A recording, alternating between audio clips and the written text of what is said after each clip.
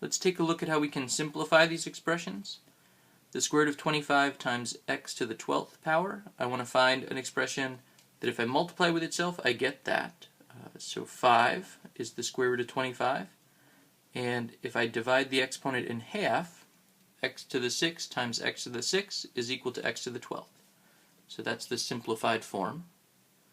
For the cube root in a similar way, we can take the cube root of -8, that's going to be -2, and the cube root of 125 is 5, and so -2 over 5 is the solution.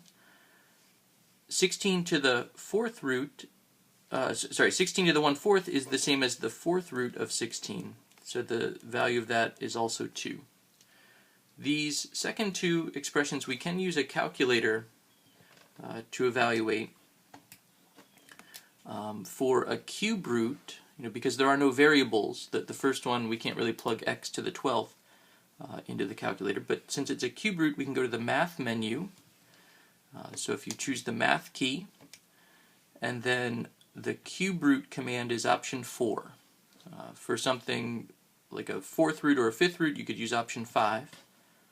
So if I type in the cube root of -8 and then divided by 125, we get -0.4. If I want to turn that into a fraction, I can go to math and then choose the fraction command, and it turns it into that -2/5 value.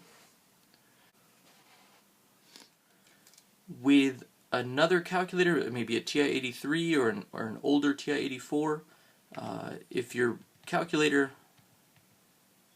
is in sort of a classic mode, things will look a little bit different. If I go to the math command and choose option 4, it's going to enter parentheses there, and you do need those parentheses to make sure that 8 and 125 are both under the square root command, the cube root command I should say, but we do get the same value.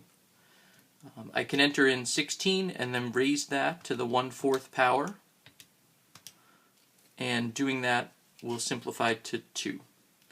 The parentheses are really important. If I just do 16 raised to the 1 divided by 4, then it only takes 1 as the exponent and divides the whole thing by 4. So I end up with 16 divided by 4.